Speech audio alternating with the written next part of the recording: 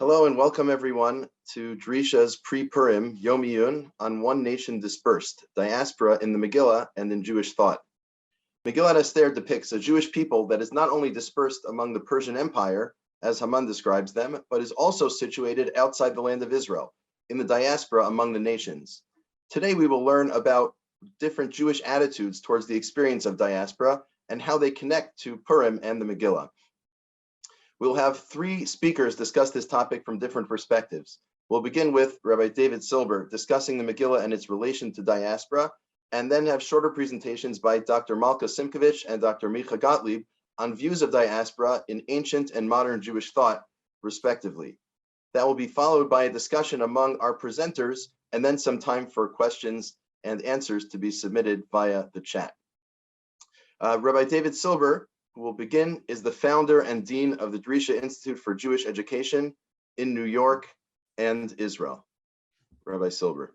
Start again. I'll be focusing on the Megillah and give some sense in my view of what the Megillah, how the Megillah, or the context of the Megillah, how the Megillah sees the world in which we live. Now, I say the world in which we live. Let me begin by pointing out that the Megillah, which is part of Ketuvim, which is essentially the later books of the Bible, is unlike other later books, such as the book of Daniel, or Ezra, Nehemiah. In those books, there's a clear sense of either actually returning to the Holy Land from exile, or a deep connection to the Holy Land. Daniel opens up the windows and prays facing Jerusalem. The Megillah does not accord with any of that. The Megillah ends actually with the statement that Mordechai is the second in command. He's an advocate for the Jewish people. He cares for their welfare, etc. And there's absolutely no sense in the Megillah about a return to Israel. There's no sense whatsoever. Beyond that, just to get a feeling for the context, what the Megillah is about. The Megillah presents a world, actually, in which there are many different states. I say a world because even though it's from Paras and Madai, the Persian king, Median Persian king, but the very beginning of the Megillah says he reigns from Hodu unto Cush.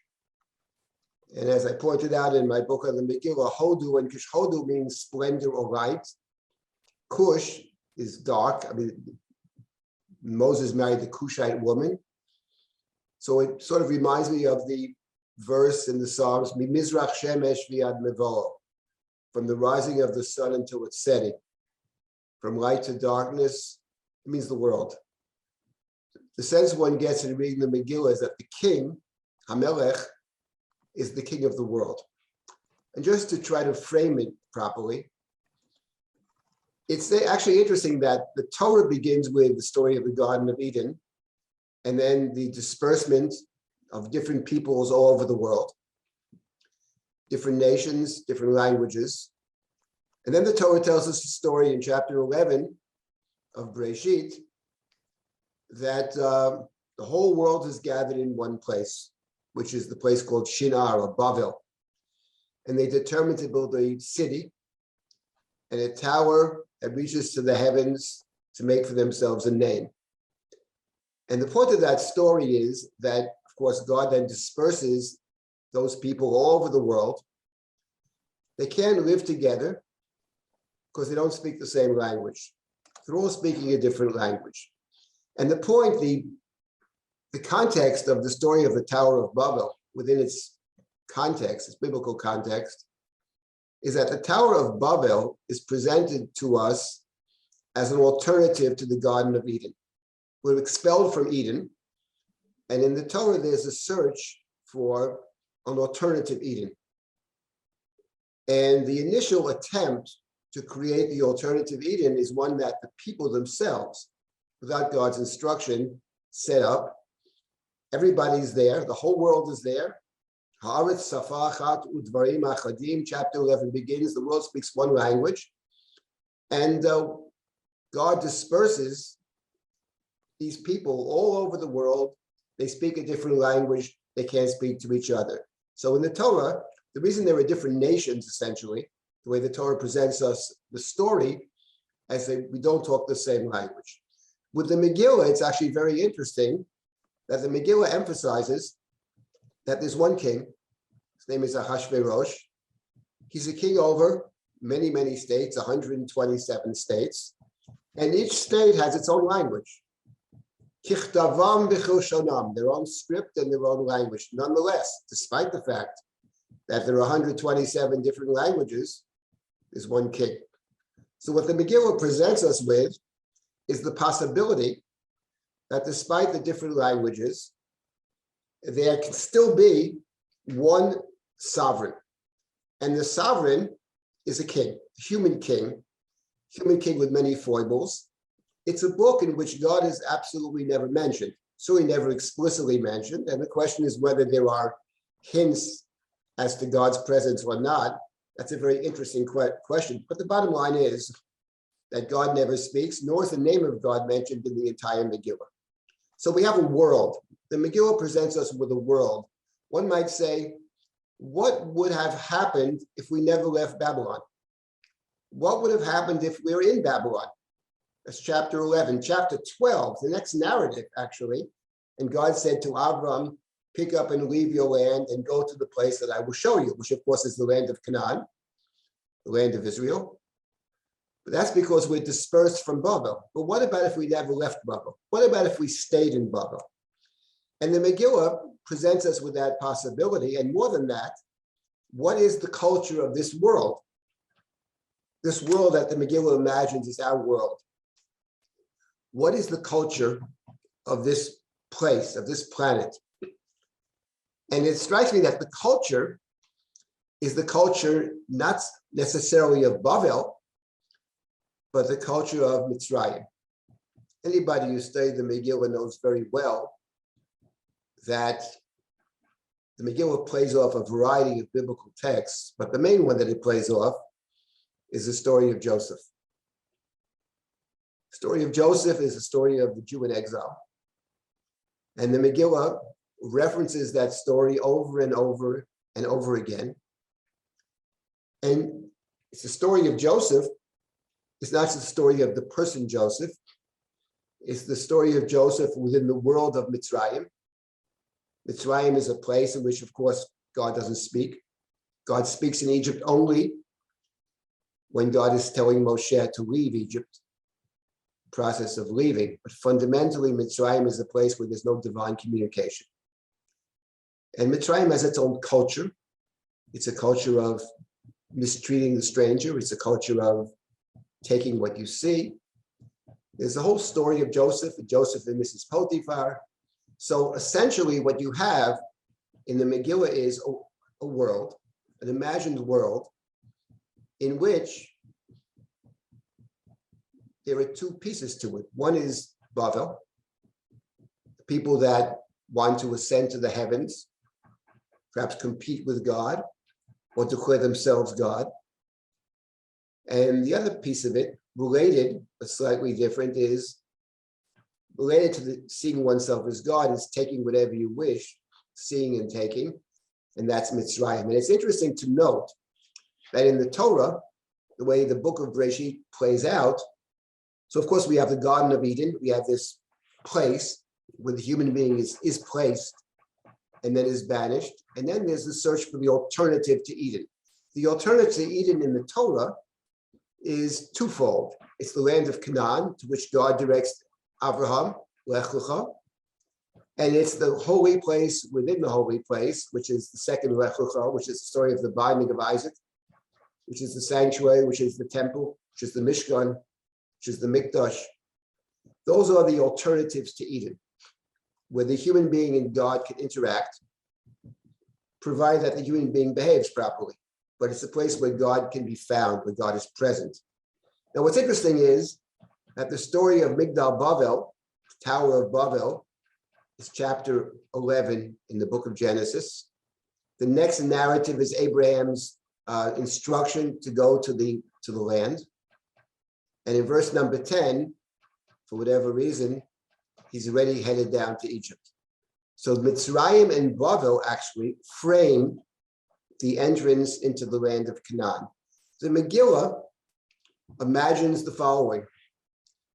The Megillah imagines, what about if you never left Mitzrayim and you never get to the land? Now, when you read the Chumash, actually, and we look about the various rules, the laws that we have, the Chukim and Mishpatim, I think it's fair to say that primarily they are either recalling the Exodus from Egypt in a whole variety of ways, in terms of our ritual behavior, in terms of how we treat the other, how we treat the stranger, the widow, the orphan, the stranger, the outsider, the marginal one. And then we have, of course, as the Ramban had noted, Ki tavo el haaretz. There are a whole set of rules that apply when you come into the land. And what the Megillah wonders is, imagines, what about a world in which we never left Egypt, and a world we never enter the land? We are in Bavel Mitzrayim. That's the world in which we live. Let me make this clear. The Megillah in no way is suggesting that this is a good thing. No way. That's not what the Megillah is about. The Megillah never suggests it's good to be in exile. Never suggests such a thing. Farthest thing from its mind. The Megillah is asking a completely different question, which is, given the reality of exile, given the reality of the world in which we live, says the Megillah, a world in which the leader is completely amoral. Amoral, completely amoral. A world in which God is seemingly totally absent. A world in which, in this amoral kingdom, there exists the possibility of genuine evil, which is Haman, Amalek, Agag.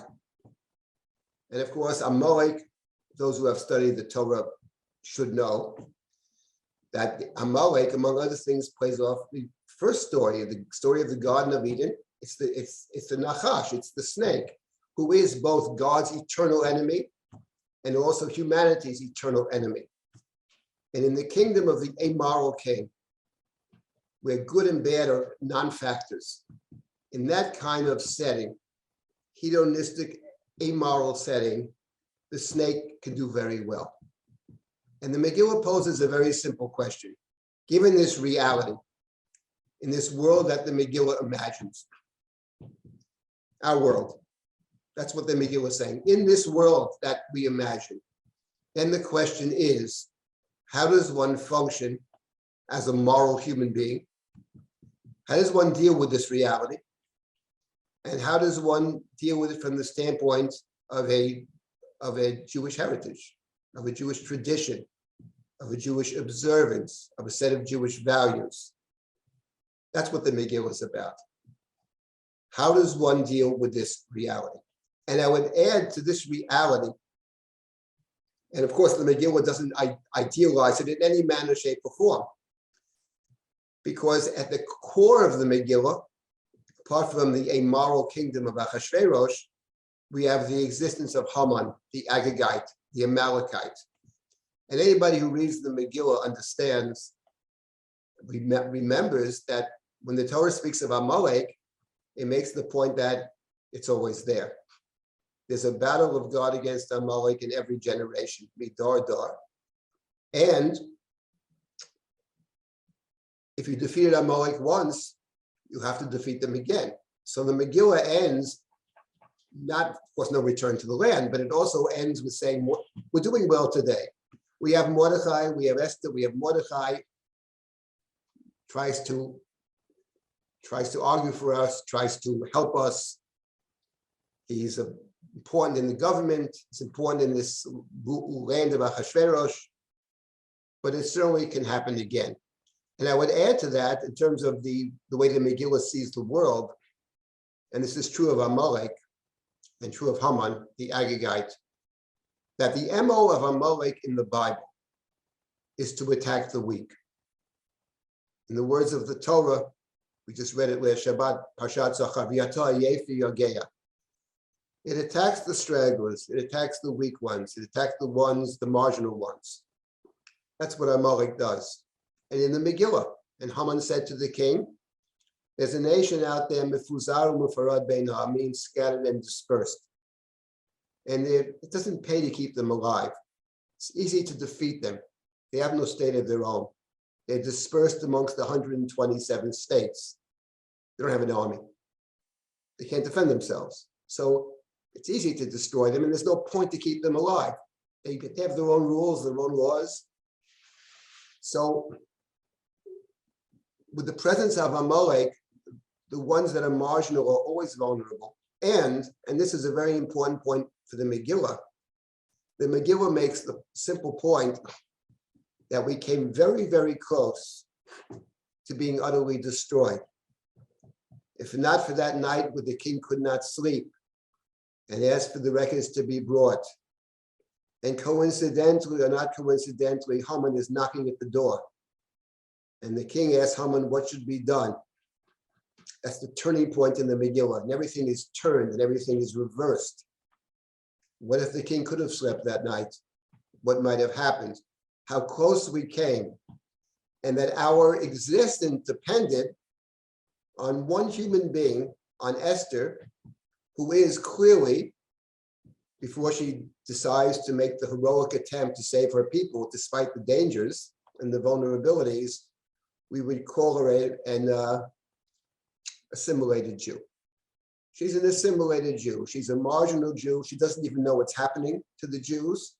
And she makes the point when she's asked to intervene, I can't do this because it's against the Persian law. There's a danger. That's one argument. I haven't been called by the king. I'm not permitted to enter. It's dangerous. And then she makes another point. It's against the law. The Megillah is all about so-called laws. At the end of the day, there are no real laws. It's whatever suits the king. But there are a million laws. There's no law, but there are a million laws. And I can't break the law. Spoken like a good Persian. I can't break the law. And Mordechai has to convince her that in this case, you have to break the law in order to do the right thing. But we came so close. So this is the reality of call it diaspora. I call it the world. This is the reality of the world in the Megillah. Is it a good thing? Not necessarily. Bad thing? Maybe. It is what it is. It's reality. And what the Megillah is about is dealing with this reality. That's what the Megillah is about. And the Megillah has suggestions about how to deal with this reality. Let me stop here for a moment. If there are any comments or questions, I'll be happy to respond briefly. And if not, I'll move on to the second piece of this, which is what does the Megillah suggest about how one lives in such a world? Does anybody have any comments or questions? Or in the chat? If not, I'll just continue. Okay, so I will. So that's the first point about diaspora, about this book of diaspora, is, as I have described it, this is the reality in which we live. And I would say that this reality that the Megillah describes, I'll speak personally, is not very removed from the reality that I see in the world in which we live. I don't see this as radically different from the reality of the Megillah. There's something about the Megillah that strikes me as very real. And then the question becomes, of course, how does one respond to this reality? So let me make a couple of points about the way one responds to the reality in the Megillah. And the first point, of course, is the obvious one, that in a world in which God is not necessarily going to intervene on our behalf, or on anyone's behalf for that matter, it becomes more incumbent upon people to take responsibility. One might say to play God in the sense of, this is our responsibility, this is our time. And that drama plays out, of course, in the 4th chapter of the Megillah, the great chapter of the Megillah, where Mordechai has to convince Esther, who's in the palace, that she should try to intervene with the king. And it's interesting because at first Esther refuses to intervene on behalf of the Jews. She's happy to intervene on behalf of Mordechai. In fact, she sends clothing to Mordecai, who is wearing sackcloth. He's in mourning. And Esther doesn't seem to know why he's in mourning. But he is in mourning. Sackcloth doesn't mean he doesn't have a pair of clothing to wear. Sackcloth means he's distressed about something. And when Esther sends him clothing, what she's saying is, listen, don't worry. I'm going to take care of you. I'm the queen. I'm going to take care of you. He refuses to accept it because it's not about him. From Mordecai's perspective, it's about his people. So then Esther is told exactly what's going on. And she has to make this decision what to do. And Mordecai makes the point in his argument with Esther, who initially refuses because she says it's too dangerous, it's against the law. And Mordecai makes the point that, listen, he says, if you don't do it, perhaps salvation will come from a different place. And you and your family will be destroyed, referring to her, probably to himself, Atu beit avich tovetu. And then he adds, of course, and who knows, he says, perhaps this is the reason that you became the queen, which is a very powerful statement and one of the central ideas of the Megillah. Namely, what he's saying is that this is your responsibility. Everybody has a task in this world, and that this may be your task. You have a particular task, and an opportunity and a challenge to step up to the plate and to do what in another situation we might have implored God to do. It's not clear to what extent they're turning towards God at all. That's a debatable question, but what's not debatable is he says to her, this is your opportunity, and this is your responsibility. And here, I just want to reflect on this for a moment about what the Megillah is saying about living in such a world. The world of exile. The world of exile for the Megillah, and for most of human history, certainly Jewish history, is a very dangerous place. It's a very, for the most part, unwelcoming place. And you have to know how to deal with the situation. And there are two pieces to this. One is to understand the danger. And that Mordecai understands very well. He himself is described as a refugee. He was exiled from Jerusalem. And so he understands what it means to be an outsider, to be a stranger. It's called Mordecai the Jew throughout the Megillah. And he understands, from the inside, he's dealt with Haman, he deals with the court. He knows from that perspective and his own experience. So he gives the warning. And he has to impress upon his adopted daughter, his cousin, adopted daughter, whom he had explicitly told not to reveal her Jewishness. And for many years, she has done exactly that. And in fact, it would appear from the Megillah, no one even knows she is Jewish. And this, no one knows she's Jewish. After so many years, how Jewish could she be? I would say this assimilated Jew, that the fate of the Jewish people rests upon the assimilated Jew. And the assimilated Jew heroically agrees to risk her life on behalf of her people. But she doesn't follow the instructions of Mordecai. This is actually a very important point in the Megillah. Mordecai says, go to the king and plead with the king for your people. And that's exactly what Esther does not do. She doesn't go to the king as a Jew at all. In fact, she dresses up in her royal garments and she invites the king to a party and then to another party. In other words, salvation comes in the Megillah because Esther understands how to deal with the reality. And one could make the argument, I think, that the assimilated Jew understands very well how to deal with the reality, a lot better than the Jew who is kept to one's own traditions, has one's own lifestyle. Esther understands the king perfectly, and she understands that appealing to his moral side, if he has a moral side, is a waste of time. There is no way that's going to save the Jews. So the only way to do it is to appeal to the king's own needs, to try to make the claim ultimately that the person I'm talking about is it's not about me, not about the enemy of the Jewish people, but rather it's about your enemy. She has to plant in his head the idea that Haman is actually his enemy. So you have actually a partnership in the Megillah of two people, one of whom understands what has to get done, but has no idea how to do it. That's Mordechai. He knows exactly what has to happen. He knows we have to take the risks to try to annul the decree to destroy all the Jews in all the provinces. And the Jews are relatively defenseless people. No state. Defenseless people. And he has to somehow get that decree annulled, but he doesn't know the way. And then we have the other part of it, the assimilated Jew who understands the king, who understands the way things work, and who has a plan which will ultimately annul the decree. The plan, just in a nutshell, has two sides to it. The invitations to the parties actually have two effects in the Megillah.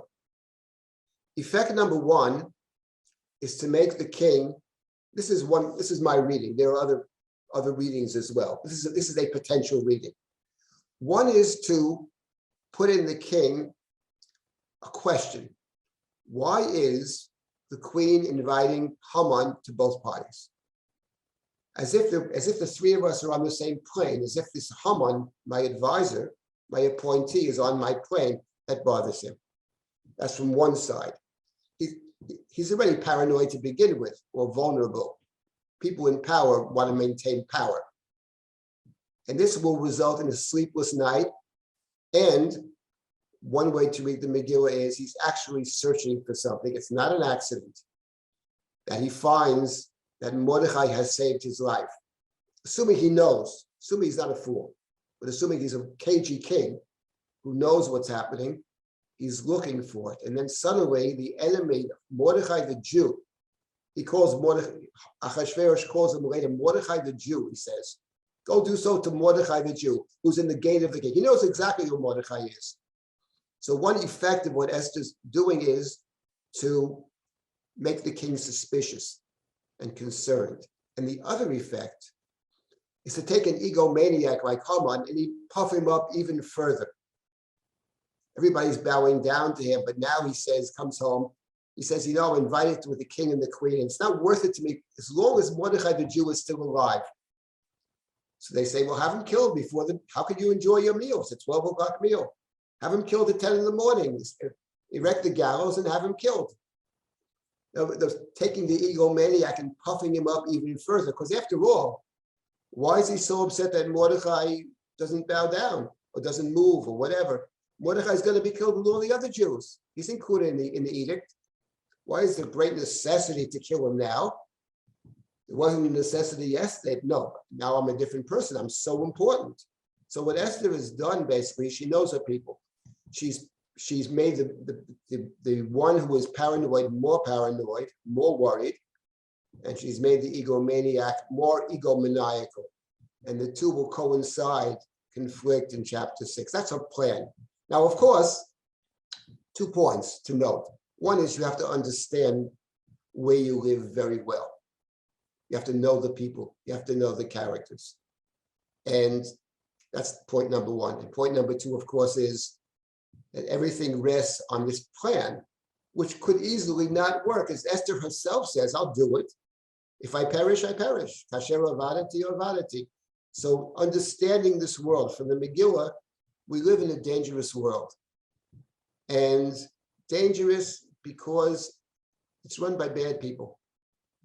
Different types of bad people. There's a bottom line, whether they're truly amoral, which permits mass murder, or they plot the mass murder, is really not the point. This is the world in which we function.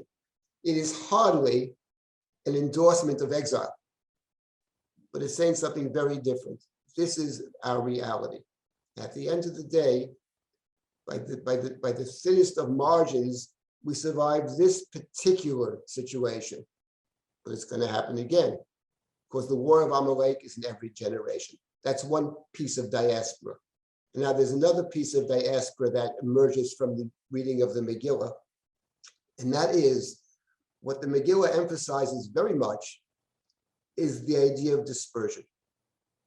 When you have your own land, your own country, you're pretty much in the same place which creates its own set of problems, I would add, of course, as we all know.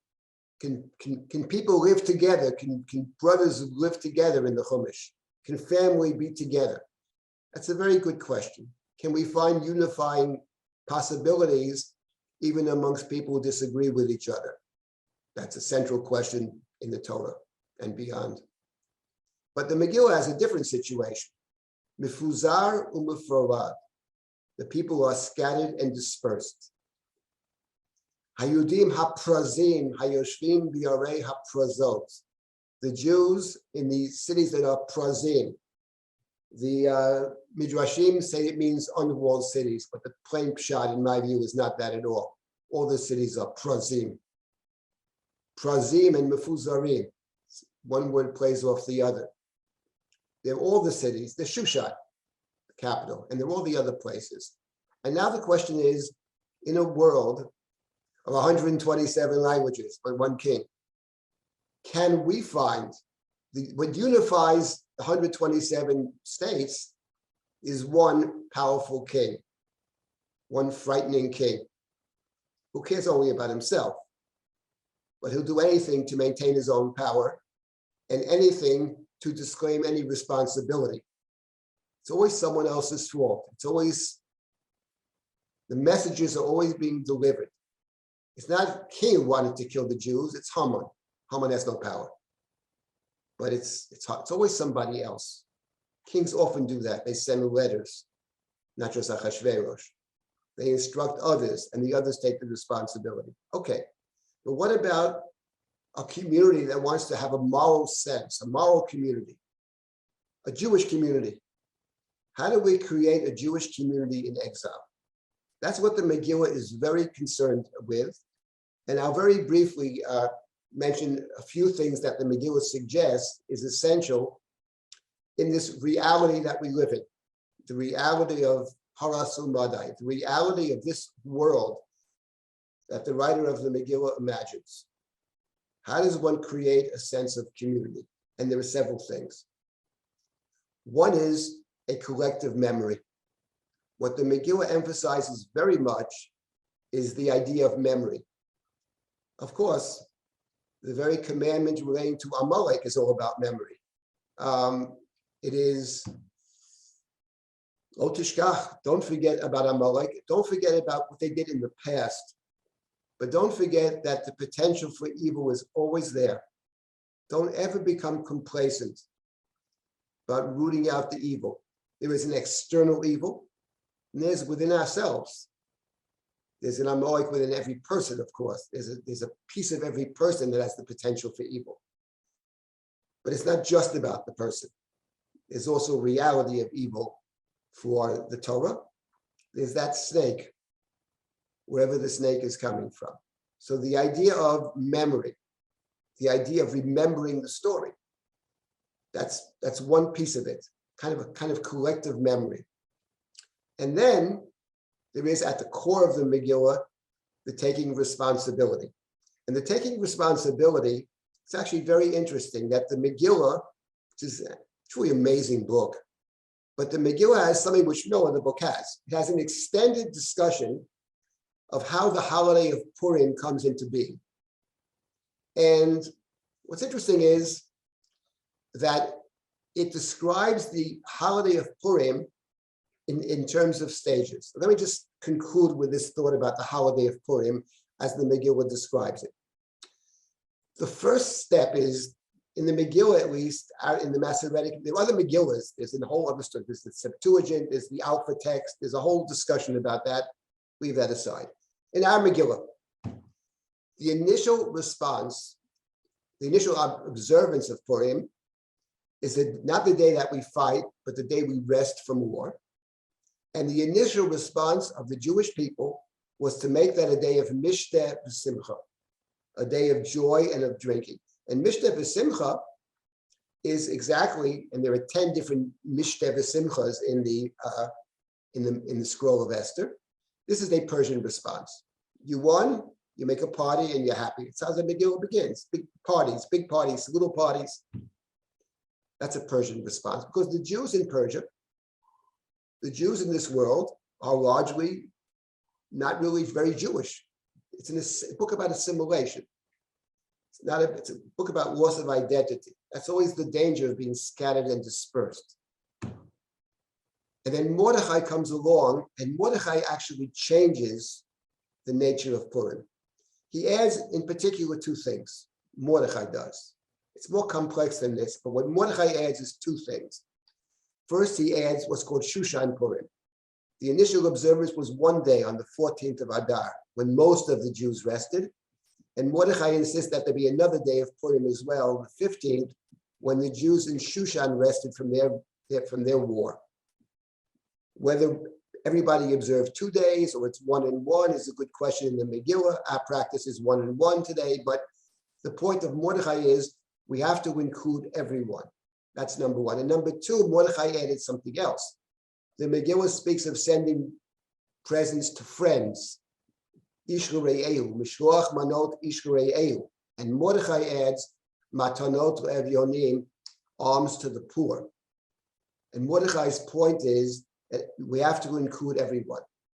Everyone's got to be included. Of course, in the Torah emphasizes very much that on the festivals, we should rejoice, and that includes giving the opportunity for others to rejoice as well. The widow, the stranger, the orphan, the Levi. These are the people who don't necessarily have a place within community, within society. So we have to include them as well. So the idea, what's at the center of it, the idea of taking responsibility, which goes back to the previous point about Esther.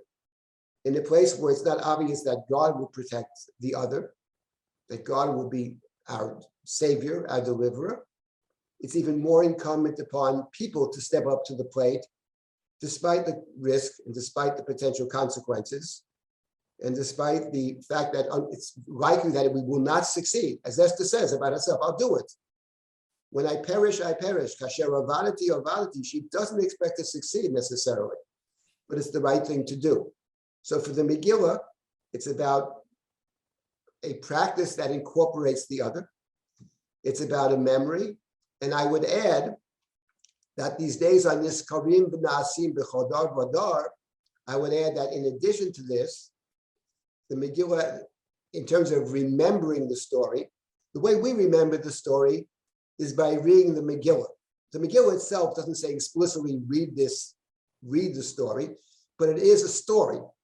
It's a story that is intended to be read. Someone writes it to be read. And the idea of looking at the story, I would say studying the story, is also, in my view, a part of the Megillah. And I'll conclude with the following observation, that the rules about reading the Torah, we have a practice, of course, to read the Torah. We read on Shabbat, we read on the holidays, we read during the week. We are reading the Torah, we are completing the Torah, our practice is every year. In the old land of Israel, twice in 7 years, we are reading the Torah. And then we have special Torah readings. We had a special Torah reading yesterday. And the special Torah readings, there are 4 of them.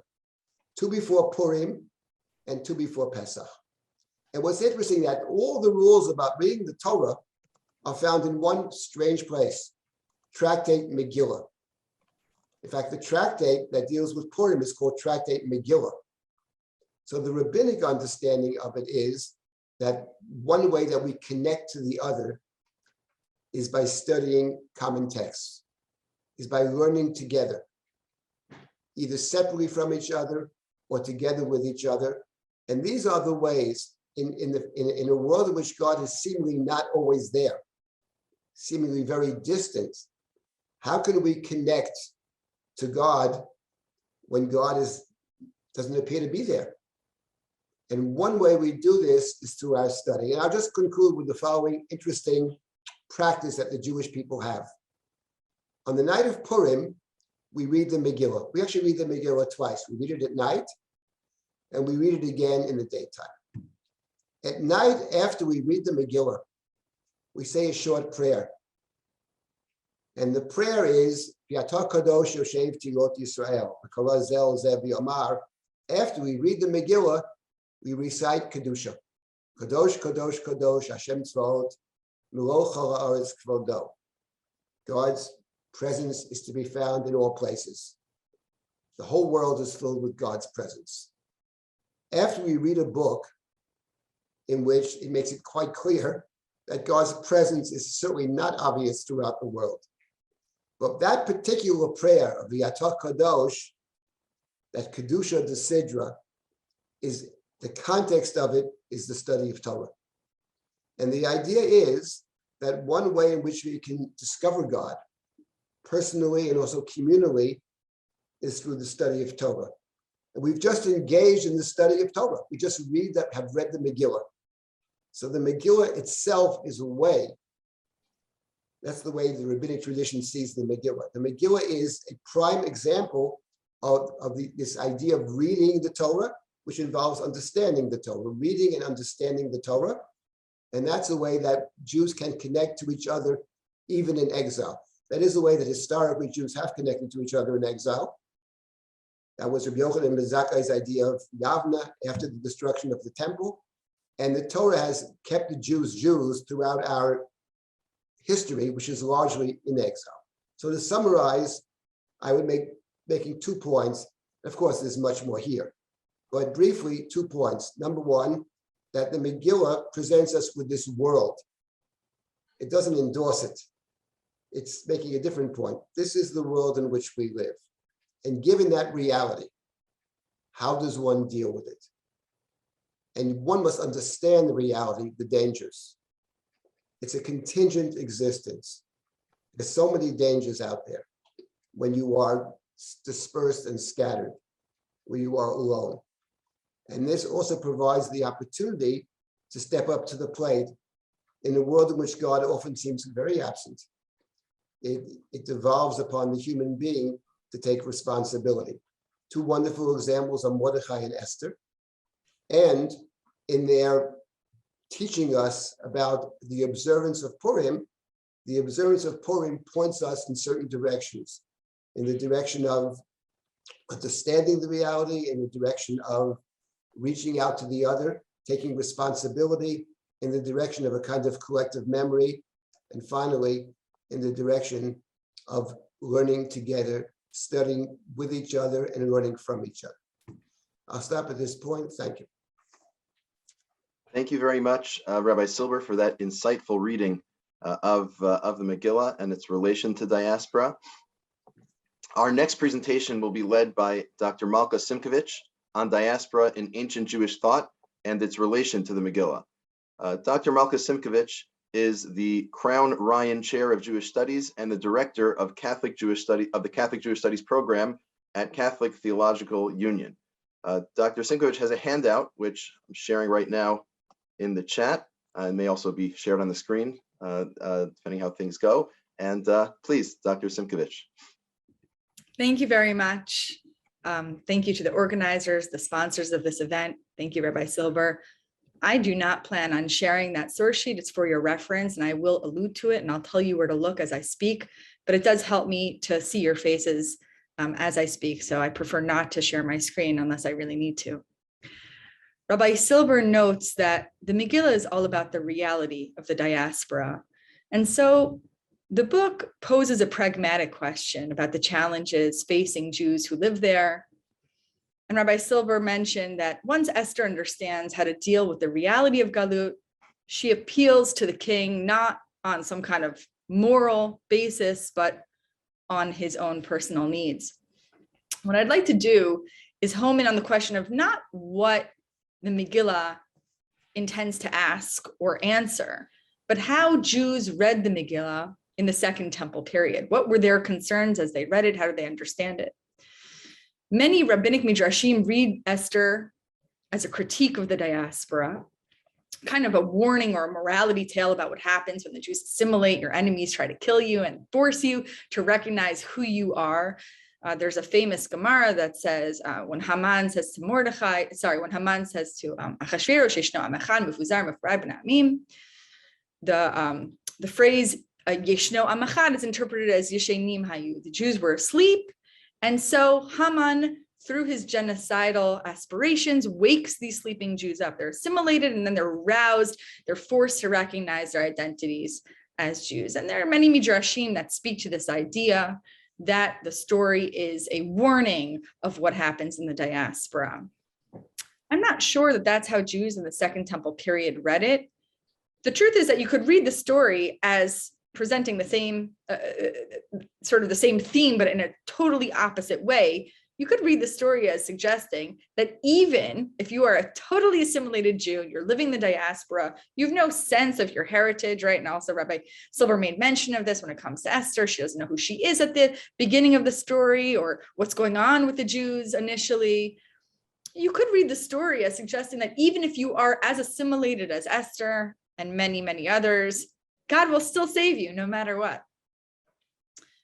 And it seems that at least some Judean Jews in the Second Temple period believed that diasporan Jews might read the book of Esther in such a way that it would legitimate or it would justify their diasporic circumstances. There might have been a concern that a Jew in the diaspora, whether he was living in Alexandria, Antioch, Rome, or in eastern regions, maybe what was Persia, they might have read the book and said, you see, we're okay. Of course, there's a reality that we have to become accustomed to. We have to learn all the risks, the dangers perhaps of the diaspora, but ultimately at the end of the day, God is not going to let us be destroyed. God is going to intervene through subtle ways, maybe not through explicit miracles, but we'll be okay at the end of the day.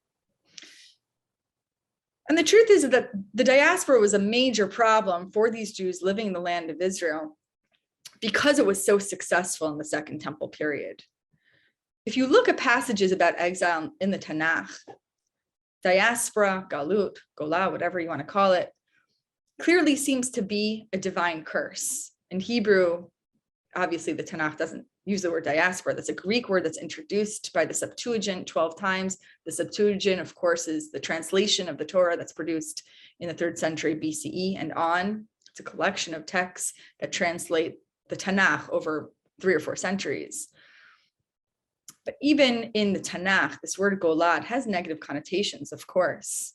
And so if you're a Jew living in the land of Israel in the 2nd century BCE, 1st century BC, and you're reading these texts in the Tanakh that make this very clear association between life outside the land of Israel and God's rejection, an association between the sins of the people, their abandonment of the covenantal relationship, and God ejecting the people from the land of Israel, it really is very misaligned with the reality at the time, which is diaspora was mostly a place where Jews could live peacefully. Of course, we know the stories of where things went wrong. We know the story of Hanukkah, of Purim, but most of the time, the Jews were fine.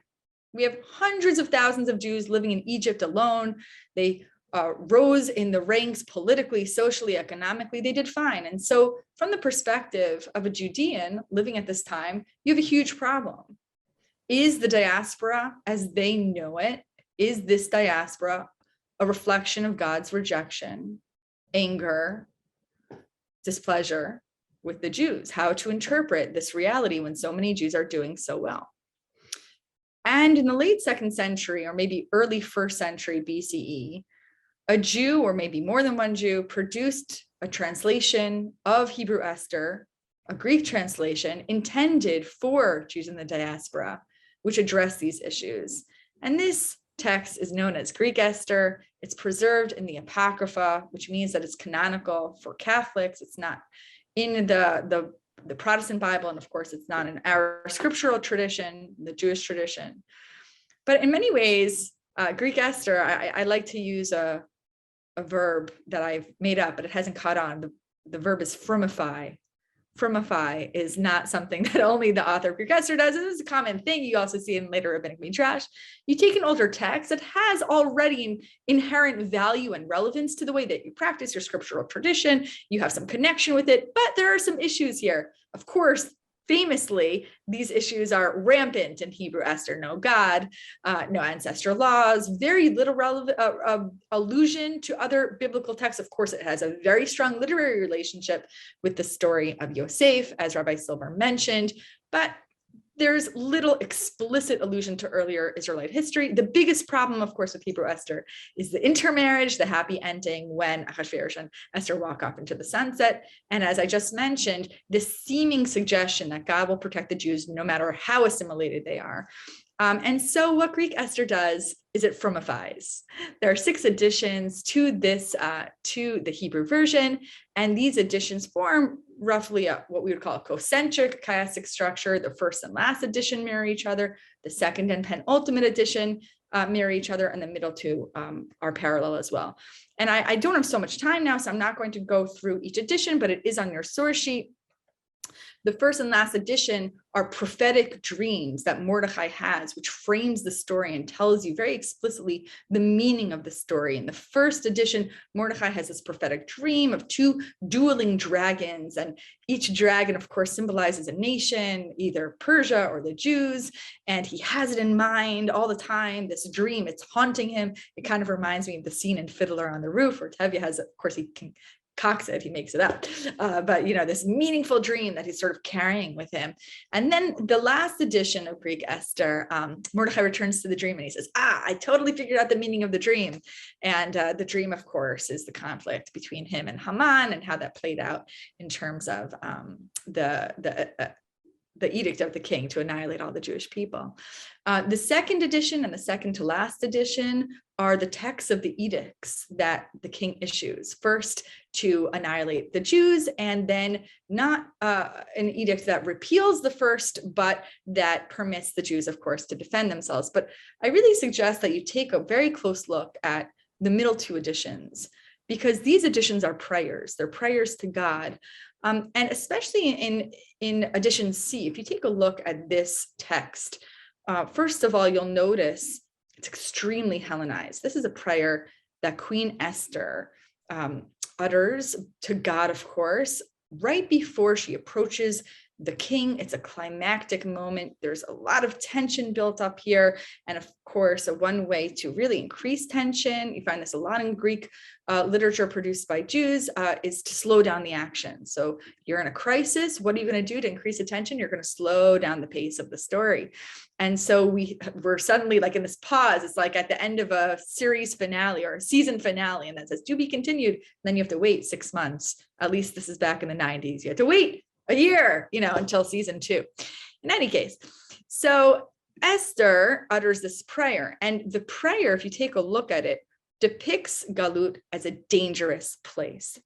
And read this as a Judean text intended for a diasporan reader. She's humbling her body. I'm not sharing the screen again. I really prefer not to, but you should all have access to it. But if you look at the underlying text, she prays to Lord, the God of Israel, and she says, help me, I'm alone, I have no helper but you. Danger is in my hand. Ever since I was born, I heard in the tribe of my family that you, O Lord, took Israel out of the nations and promised to ensure their survival, and on and on and on. The text here really goes out of its way to depict the diaspora as a dangerous place. Now, you don't see that explicitly in the Hebrew version of Esther, but of course, as Rabbi Silber mentioned very compellingly, it's there. But I think that the Judean writer of this text doesn't think it's explicit enough and worries that the true message of the book will be misinterpreted by diasporan Jews. So I'm going to end there, but I look forward to our conversation. All right, thank you very much, Dr. Simkovich, for that historical contextualization and reading. Our next presenter will be Dr. Michah Gottlieb, and he'll present on diaspora in modern Jewish thought and its relation to the Megillah. Dr. Michah Gottlieb is Associate Professor of Jewish Thought and Philosophy at New York University.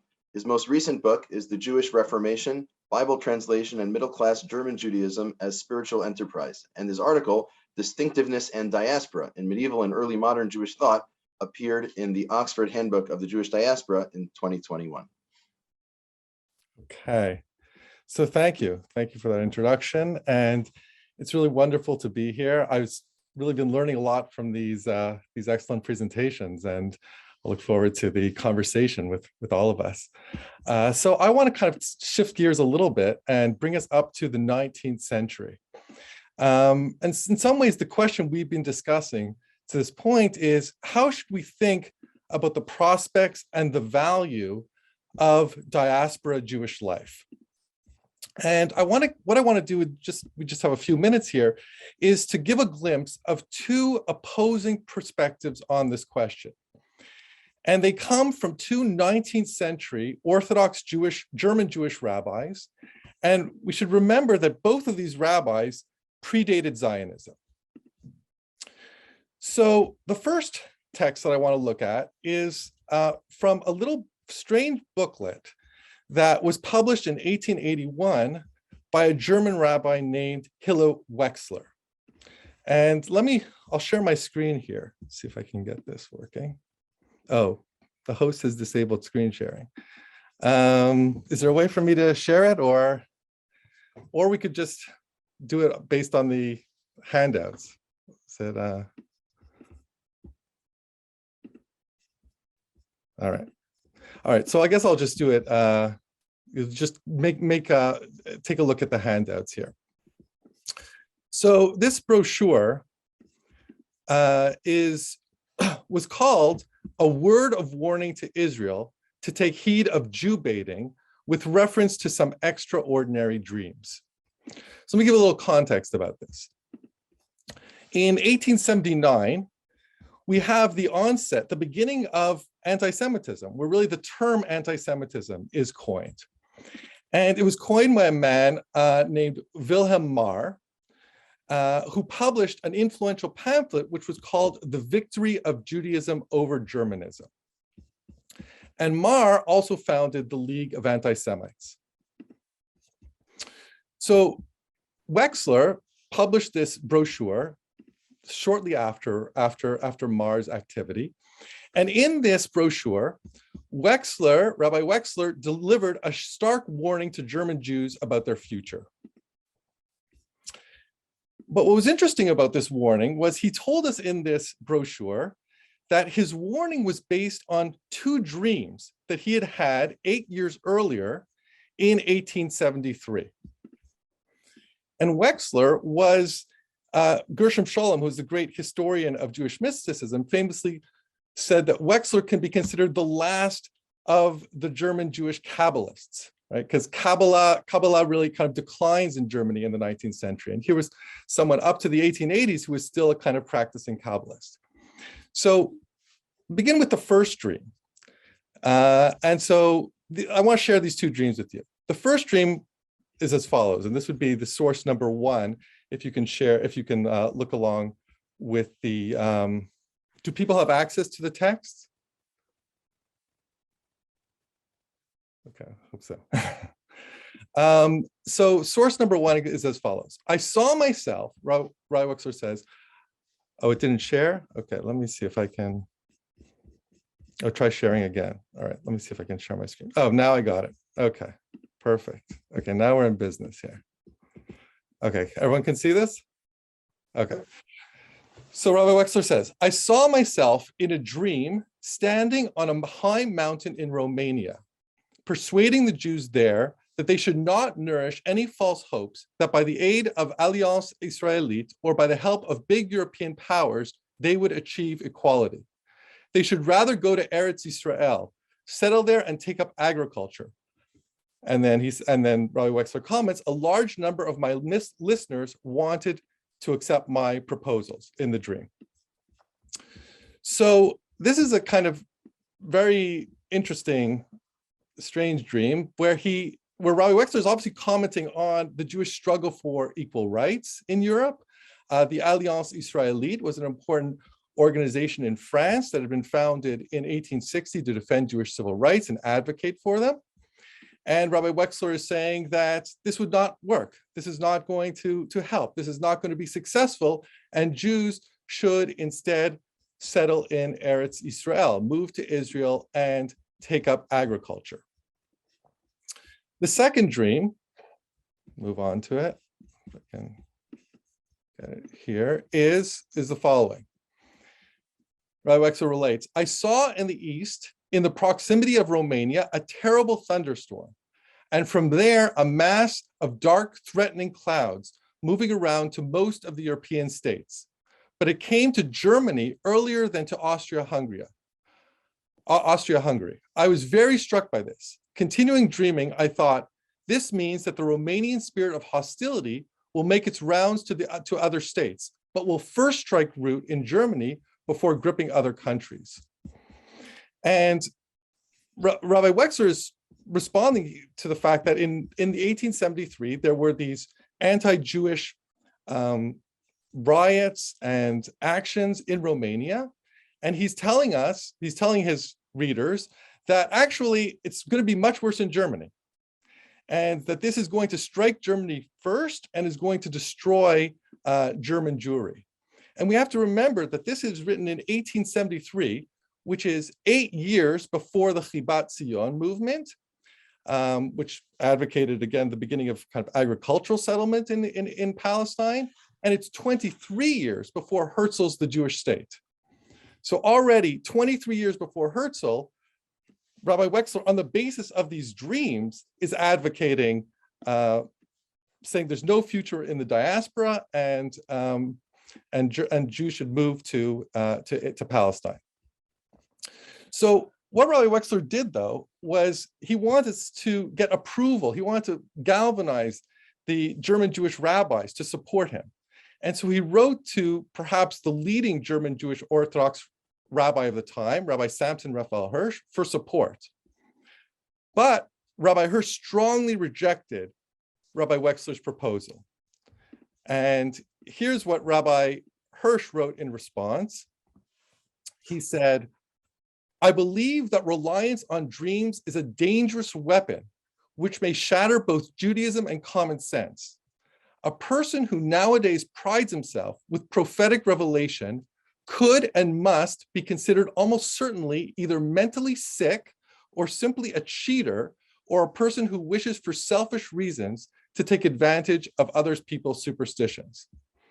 Right? So for Rabbi Hirsch, right, this reliance on dreams and a kind of sense of this, mystical intuition and making policy and deciding what Judaism's position on a particular issue of the day, what it should be on the basis of dreams, this is a kind of completely deranged attitude that cannot be accepted. But it's not just that Rabbi Hirsch thought that Rabbi Wexler here was a kind of crank and, being a bit of a fraud here. But his opposition was also based on the fact that he had a very different view of the value of diaspora Judaism. And he had already expressed this in 1836 in his 19 Letters of Judaism. And this was a text which became a kind of manifesto of German Orthodox Jews. And this is the last text I want to share with you.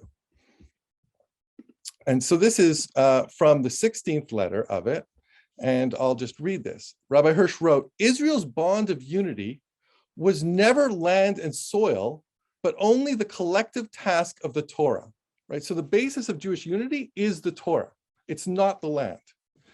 And Rabbi Hirsch continues, "It is this purely spiritual nature of Israel's nationhood that makes it possible for Jews everywhere to tie themselves fully to the various states in which they live, with the distinction, perhaps, that while others consider as the highest goods that the state aims to secure, namely possessions and pleasures, Israel can always only regard these as a means to fulfilling humanity's mission."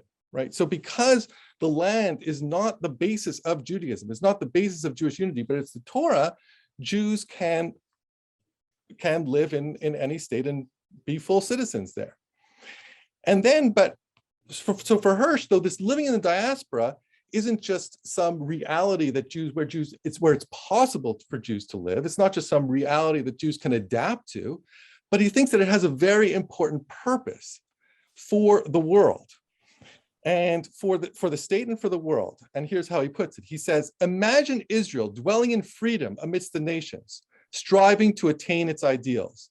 Picture every son of Israel a respected, influential model of righteousness and love, spreading not Judaism among the nations, that is prohibited, but pure humanitarianism. What an impetus for the education of humankind. What a source of light and strength. In the midst of people pursuing and idolizing violence, possessions, and pleasures, picture there quietly and in full view a people who regards possessions and pleasure only as the means to practicing justice and love to the whole world, a people whose minds are filled with the truth and wisdom of the Torah, who maintain only truly human rational views and who perpetuate them for themselves and others through living symbolic actions. Right? So for Hirsch, we have a picture of the Torah and the obedience of the Torah, not just as a kind of private Jewish affair, but as having an important public role, because it's a way of educating and modeling what it means to live an ethical life, a life devoted to God, right? Amidst a modern civilization, which he sees is one that idolizes violence, possessions, and pleasure, a very materialistic world. And what Jews say is, we don't have to reject that world, but we can use our material well-being as a means to fulfill the Torah instead of seeing it as an end in itself. So I'll just end here with sense that we really have kind of two strikingly different views on diasporic existence. Here, I'll stop the share. One is Rabbi Wexler's view, which is that diaspora is a state of danger and potential genocide for Jews, while Hirsch's is that diaspora Jews existence provides the Jews with the opportunity to thrive and to benefit Gentile society by valuing material well-being not as an end in itself, but only as a means to practicing justice and love for the sake of humanity. And it seems that we, in some sense, we can tie both of these themes to the Megillah. Rabbi Wexler's sense of danger of the diaspora can be seen in Haman's genocidal plot, while Mordecai's ascension to high rank, his saving of the king, his emphasis on caring for the poor, can be seen as closer to Hirsch's view. So I'll leave things there. Thank you very much, Dr. Gottlieb, for giving us a snapshot of 19th century thought on this topic. We're now going to move to a panel discussion among our presenters, and that will do that for about the next 35-40 minutes. During that time, everyone is welcome to submit questions for the question and answer session. Please do that by chatting me directly, not everyone, just to me. And we're going to engage in a few different questions building on the discussion we've had and trying to get a sense of different Jewish perspectives on diaspora throughout the history of Jewish thought. We'll start with this topic that came up, I think, in all three presentations, is the question of Jewish tradition. Is it pro-diaspora? Is it anti-diaspora? Is it sort of not engaging that question, but asking other questions? And there's definitely more than one answer throughout the history of Jewish thought. But what are some of the range of views, both in ancient Jewish thought, medieval, contemporary, and I think we have a good range of areas of expertise among our panelists to speak to this issue. Dr. Simkovich, if you're okay, why don't you start us off with that? Yeah, thank you so much. And thank you, Dr. Goodman, for a wonderful presentation. The word diaspora really does not appear in Second Temple Jewish literature, which is totally perplexing given the fact that most Jews were in it.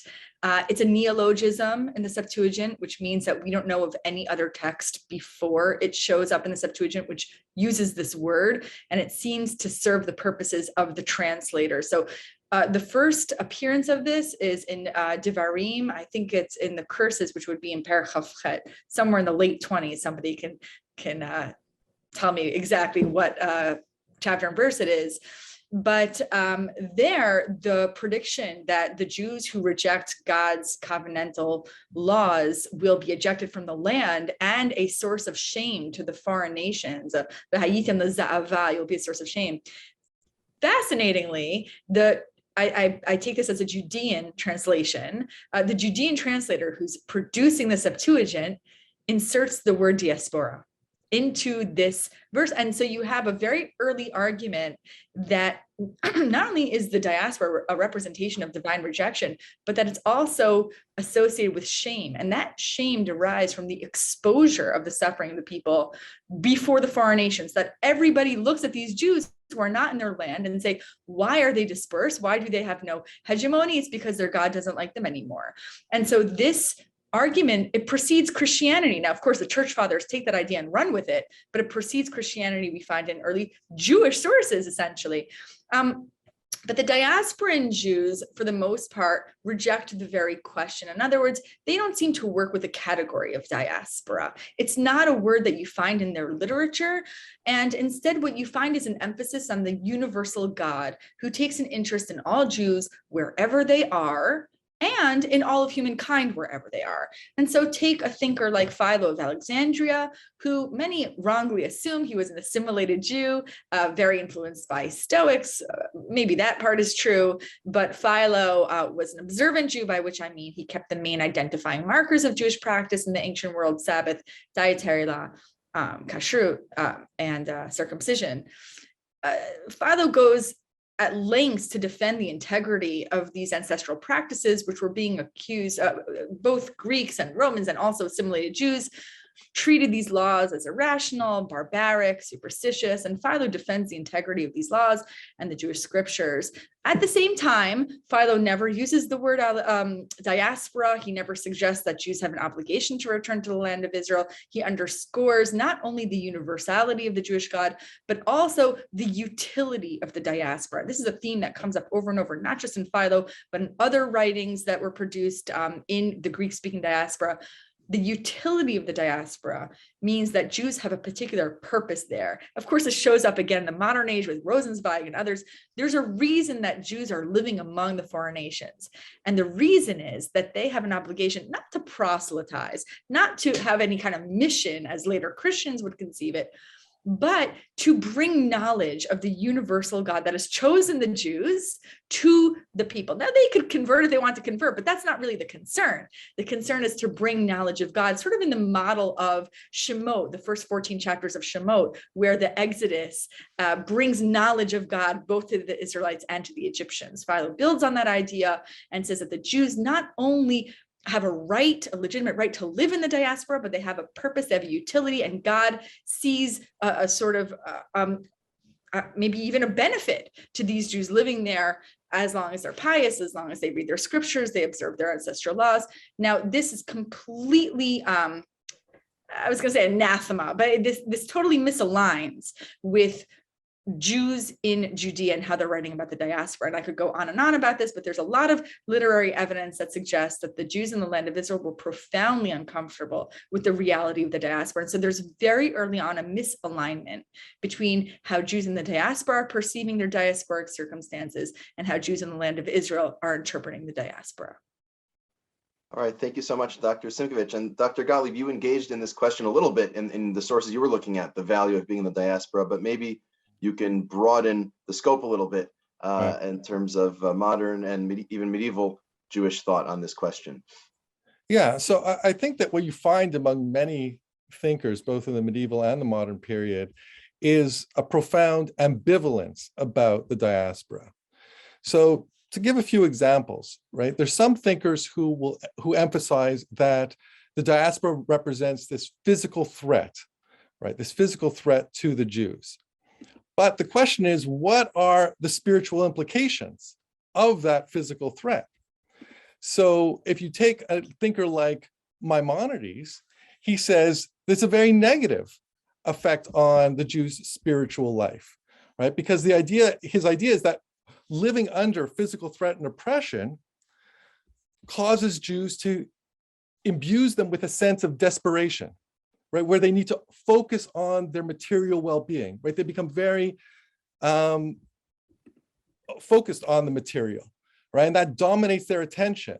And that distracts Jews from cultivating a higher spiritual consciousness, right? But there are other Jews who see the opposite. They think that physical oppression actually promotes spiritual development.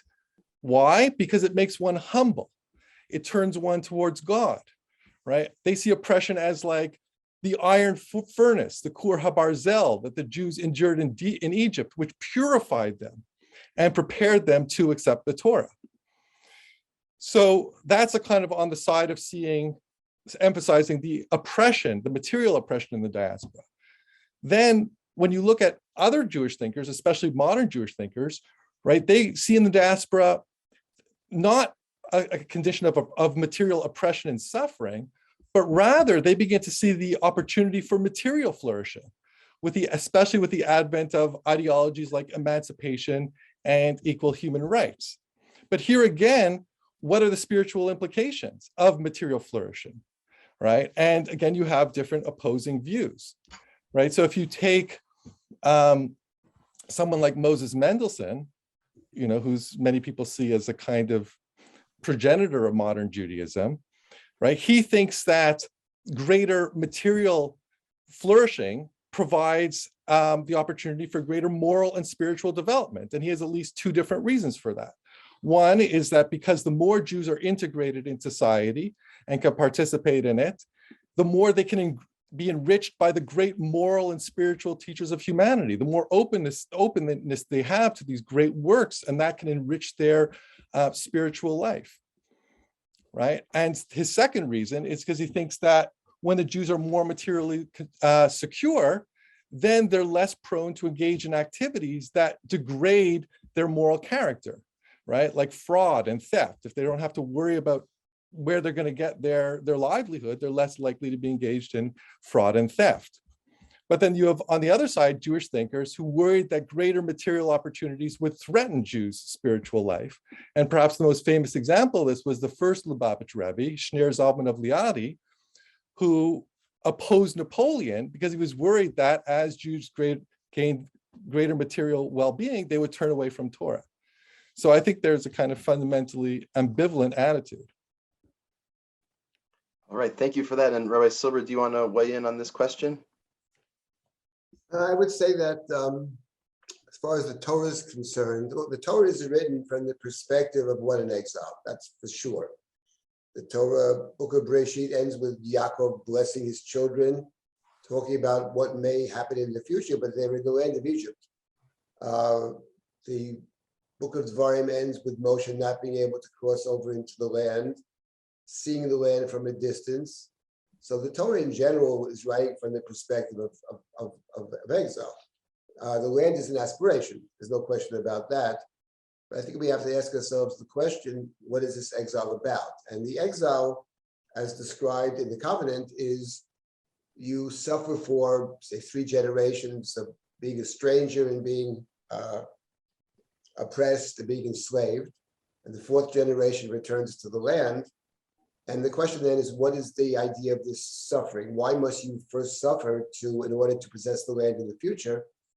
So on one level, I think one could say that given the fact that the Torah talks about establishing your own homeland, and the Torah speaks about the various rules and regulations and laws that are in place when you enter your own land, and there is a very strong emphasis on, I would say, in the first set of the Book of the Covenant, as it's called, there's a very strong sense over there on those 3 ideas of slavery, of not abusing people, and of treating the stranger fairly. Twice it says you should love the stranger or do not oppress the stranger. Gerol tuchatz, you know the nature of the stranger. You were strangers in the land of Egypt. So I think the idea there seems to be of slavery, which is at least a moving away from, it doesn't abolish slavery, but the Torah certainly moves away from it, certainly with the Hebrew slave. So the point is, I think one can make a good case that the idea of the suffering, your own suffering, is educational, and that it teaches you what not to impose upon the other. I think that's on one level, that's in the Chumash. I think the larger question is, I think it's true what was said 100%, that going in exile for the Torah, and maybe for the Bible in general, is a punishment and it's a negative. The presumption is that you're not going to do that well in exile.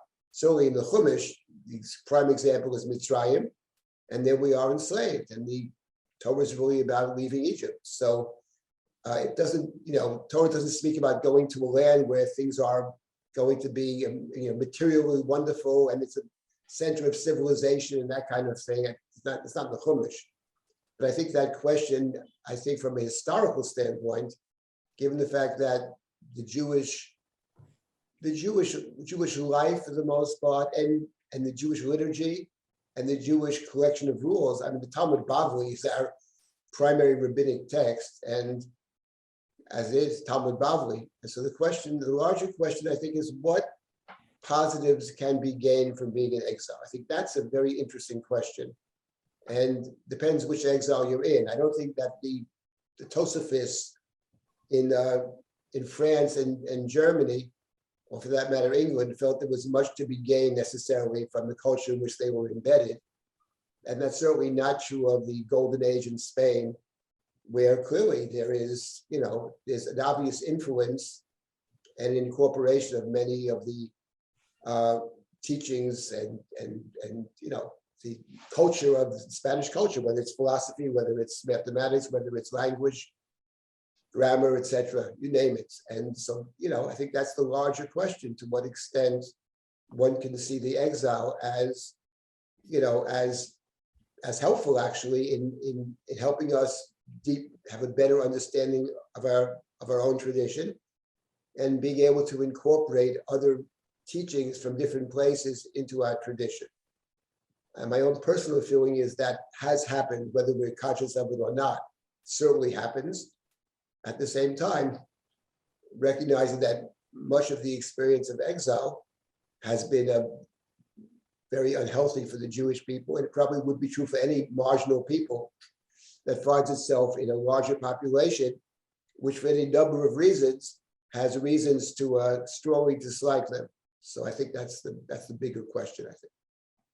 Okay, thank you all for that. And moving to our next question, which is related, Dr. Simkovich mentioned the sort of classical biblical account of the Torah says about why exile happens, that it's on account of sin. You sin, you're exiled. This is formulated in our prayer book as Mipnei Chatainu Galinu Me'artzenu. Because of our sins, we were exiled from our land. So how would perspectives that are more pro-diaspora to one degree or other, that don't say we're here because of our sins, we failed, we're going to do everything we can to merit a return, any view other than that, how might they understand or explain or interpret that biblical account of exile from the land as punishment for sin? Or maybe they have other accounts, other explanations for why that happened. And maybe we'll start with Dr. Gottlieb this time. Yeah. So I mean, if you talk about the idea that living in diaspora has a positive effect, that there's something positive about that. There's no real tension, I think, from a theological perspective between that and the idea that the exile from the land was a punishment for sin, right? Because the sense is, if God is all powerful, all good, right, then when God punishes the people, there still may be an important purpose of that for humanity, right? There's no kind of contradiction between that. So if you take, for instance, Yehuda Halevi, who's very famous, has a very famous approach to this, where he accepts the traditional idea that the Jews were exiled from their land for idolatry. But what he says is that God also had a kind of secret purpose for that, which was to spread monotheism to humanity, right? So there's no contradiction there, really. Or if you take kind of Samson Raphael Hirsch's view, right? What he says is that originally God commanded the Jews to build a state in Palestine that was based on the Torah. And the reason for that was to show how you could have a functioning polity, a functioning government, where the aim of that polity wasn't material well-being, it wasn't power, certainly wasn't pleasures. The aim of that polity was service of God, right? To take the material goods of the world and use them and devote them to God. And in his reading of Jewish history, what happened was that the Jews became too attached to the material aspects of politics, and they began worshiping pleasure and power. So as a result, God exiled the Jews. All right. And in that, when they were deprived of the power, Jews were humbled and they had more opportunity to become devoted to God. But again, this was important not just for the Jews, but for humanity, because the Jews exemplified a people willing to commit themselves entirely to moral obedience to God.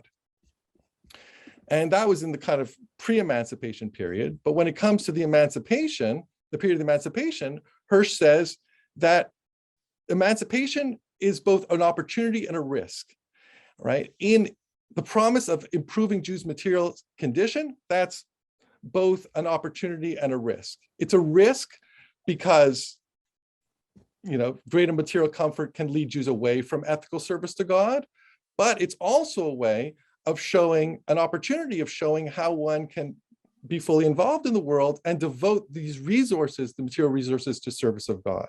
So again, I don't think that a lot of thinkers really see a kind of contradiction between what you're calling a somewhat more pro-diaspora view and the idea that the exile was a punishment for sin. Great, thank you for that.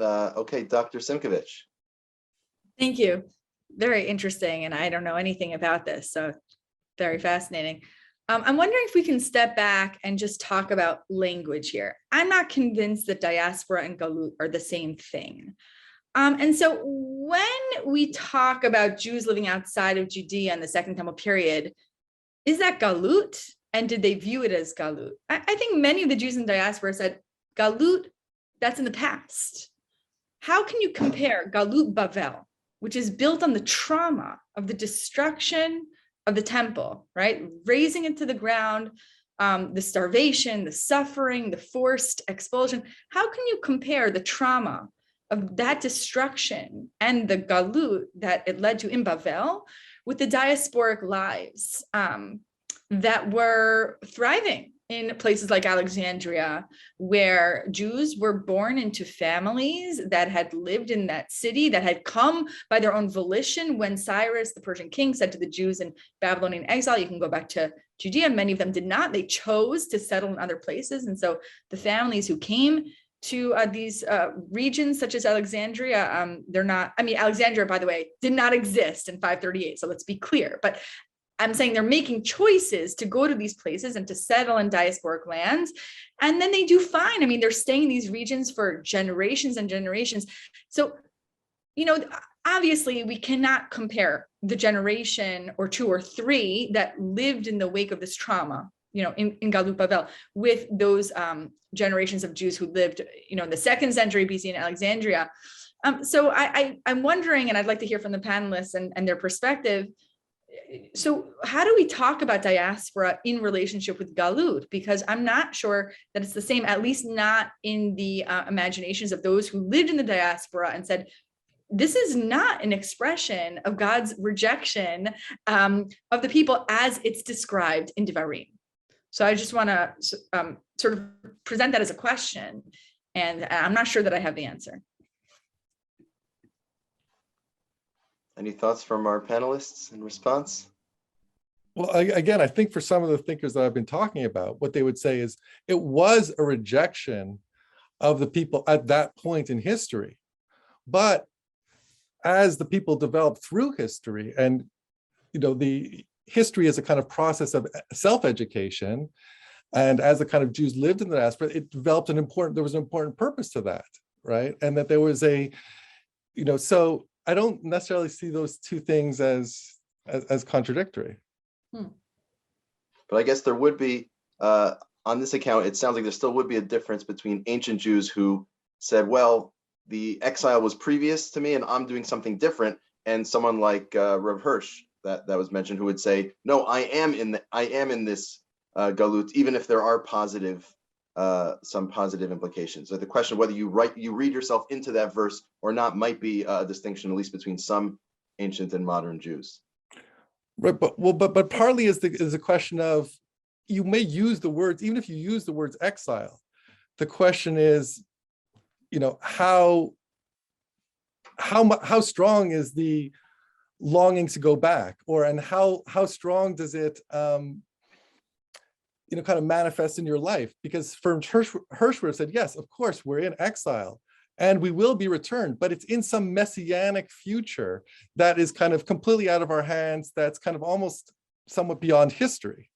So even if you use the words exile, there may be a certain kind of lip service that you give to it, where you say, of course, this is not the ideal state, but we can actually do pretty well here and serve an important purpose. And it's not like this is just a suffering and a morally decrepit time or something. Rabbi Silber, do you have thoughts on this? I think it's an excellent point. I totally agree that there's a difference between one who's living in a certain place or family's been there for hundreds of years and that initial leaving. I totally agree with that. I think that in terms of B'nei Chata'enu, I think it's just want to take note of the fact that Yes, we say this in our prayers, we say it on the festivals, we would, but I think as a general proposition, I happen to agree with Gershom Sholem on this, that in terms of the Jewish people's thinking overall, most Jewish people, Sholem would claim, don't really believe that our suffering is a result of our sins. Most Jewish people would reject the idea that 2 million Jewish children were murdered 70 years ago because we sinned. I would find that a rather distasteful point of view. We don't know why it happens, etc., but we're not going to blame, it's blaming the victim. So I don't believe that in terms of where Jews' heads are at, if we can speak of such a thing, I think there are many things that we basically in our gut don't really accept. That's one of them, that our suffering is solely a result of our sinfulness. And the same thing is true in terms of so-called exile today. I mean, the fact of the matter is, people may pray and they pray, depending where you are, but for the most part, if you're living in New York City and you're talking about next year in Jerusalem, and my response would be, okay, just go book yourself a ticket. Who's stopping you? You know what I mean? Israel is accessible. It's not that Yehuda Levi struggles to get there or something. So I think one thing to take into consideration, I think, is sort of our present reality, and for that matter, the reality of many hundreds of years prior to us, and the point that diaspora has a totally different feel for people that grow up in it, who live in it, I think is a very important point. I'll stop at this point, but I think that's very well taken. Great. So we'll move now to another question. Before I pose that, just a reminder to everyone to please send me your questions for the Q&A session. We have some open slots, so by all means, please send them in so we'll be able to have some input from the audience as well. For the next question, how should the Jews of diaspora relate to political leadership and sources of power in their local communities or states? Should Jews promote a particular Jewish agenda that's sort of serves their own community? Should they be loyal citizens of the state? Is there some way of balancing those? Are there other options? What should the political role of participation in politics be of Jews in their diasporic communities? And we'll start this one with Dr. Simkovich. Oh boy. Well, I'm not sure if the question is framed as a contemporary question, but obviously I'm going to take you back 2,000 years and think about this in the context of the Hellenistic world. Jews in the Hellenistic world, and specifically with the Jews outside of Judea, seem to have had no problem with dual loyalty. We talk about this phrase like, oh no, we don't want to be accused of dual loyalty, but if that phrase existed, I don't know, but the concept certainly existed, and Jews took pride in that. There's plenty of evidence which suggests that Jews, again, going back to Alexandria, took pride in the fact that they both financially supported the Jerusalem temple. Some even made pilgrimages there on the holidays, felt an enduring connection to their ancestral homeland, and at the same time that they participated in civic life, they participated even in political life that was sometimes a little fuzzy when it comes to religious practices, because of course the religious was public at that time. So if you didn't go to festivals celebrating the gods, you would have been a bad citizen, a bad patriot. So these were live questions, they were important questions, but Jews embraced their ability to achieve this tightrope, this balance. The one thing that I would say is that looking back at this time, I would caution that the response of the host empire wasn't always positive to this optimism. So whereas the Jews in the diaspora, it seemed to have been optimistic about their ability to please their kin in Judea and support their institutions. On the other hand, also supporting their host empire, Greeks and Romans were not, did not embrace this idea. And so you have a lot of criticism, especially in the 1st century BCE, 1st century CE, expressed by Roman officials, that the Jews think that they can have their cake and eat it too. They think that they can fully participate in Roman life, stay home on those festivals celebrating the gods, and then they're sending all their money to Jerusalem. That's unacceptable to the Romans. And so you have Cicero in 59 BCE giving a speech at the Senate saying we have to ban the export of gold, of Jewish gold from Egypt to Jerusalem, because that gold should be going to Rome, and the Jews are diverting it.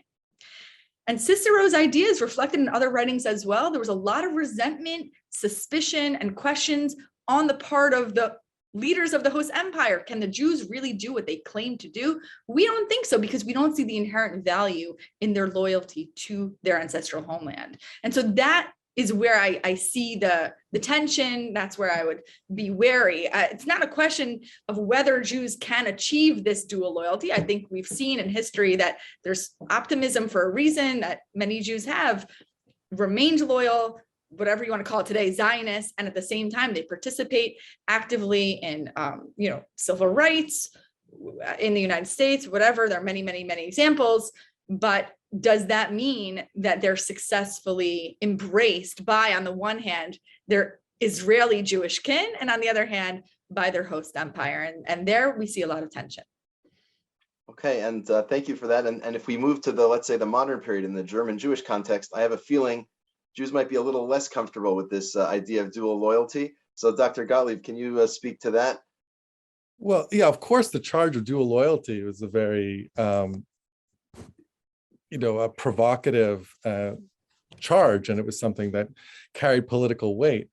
But, when I was thinking about this question, the way you had framed it, of the kind of the question of, is there a dichotomy between loyalty to Judaism and loyalty to the state?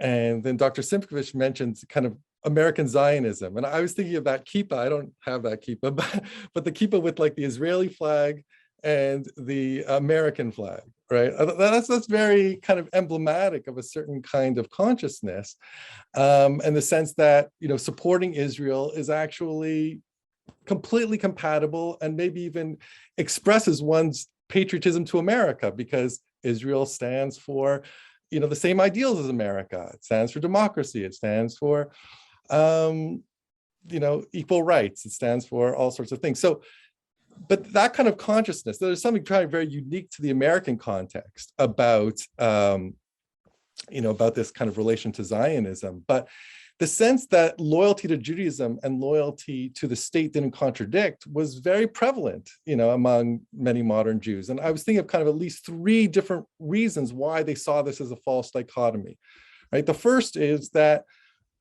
many modern Jews emphasize there's a halachic imperative to be loyal citizens and to be promoting the well-being of the state, right? And this is famously in Yom Iyyun: seek the peace and prosperity of the city to which I've carried you into exile. Pray to the Lord for it, because if it prospers, you too will prosper, right? The rabbi said, Dina de Malchuta Dina, the law of the land is land. So they saw, when we're being loyal to the state, when we're supporting the state, we're fulfilling a halachic command, right?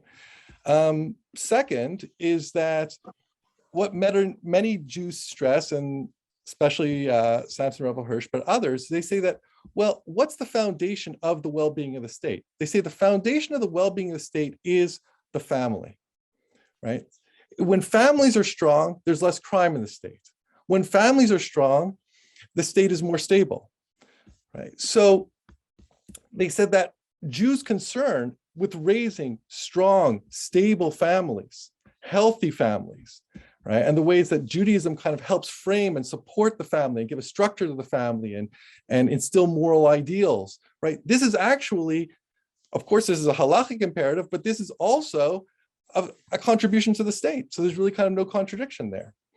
And the third is that for many modern Jews, they really emphasize that Judaism, Jewish practice, including ritual halacha, what's it really about? It's really about cultivating an ethical religious consciousness, right? And ethics, of course, begins at home, but it doesn't end there, right? So, so if Judaism is about moving humanity in this ethical direction, this is obviously something that benefits the state as well, right? It's in the state's interest that its citizens be imbued with this kind of sense of ethical responsibility. So in that way, I think for many modern Jews, they really see it as a kind of false dichotomy. And I guess, what about, we've heard accounts of both ancient and modern Jews who, really try to lean in and be both both a good Jew and a good citizen of their country. Are there other examples? Are there counterexamples? Other Jews who took the approach of, you really have to choose, and here's why I'm choosing one way or the other. For I'll open this to all the panelists.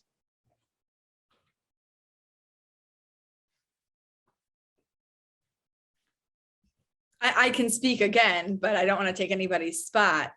There's a very influential book, and it's known as Two Maccabees. There are two accounts of the rebellion of the Hashmonaim against the Syrian Greeks, and Two Maccabees is influential for Jews of up until today. And the reason is because it presents the conflict as a conflict between Judaism and Hellenism. It's the first work to use the word Judaism, Judaismos. We don't see that word in Greek or Hebrew literature even before this text, and framing the conflict which occurred in Judea as an imminent cultural clash between all Jews and all Greeks. This was a novel idea, and oddly, it takes seed in the diaspora, and it also undermines everything that I've been saying about the diaspora.